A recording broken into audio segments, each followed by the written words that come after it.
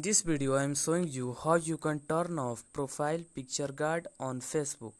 So firstly you have to open your Facebook app and then you can tap on the three horizontal lines in the top right corner.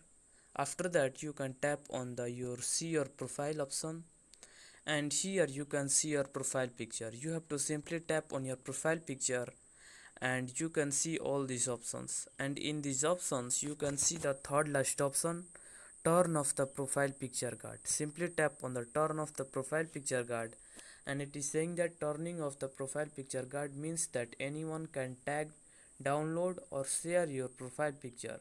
So make sure you read this, and are you sure that you want to turn off the profile picture guard?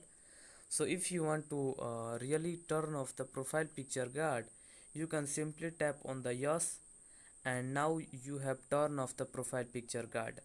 So that's how you can turn off profile picture guard in Facebook. So that's it. If you found this video helpful, please subscribe to my channel and also press the bell icon to get notifications of such new informative video. And also don't forget to like, share and comment on this video. Have a good day.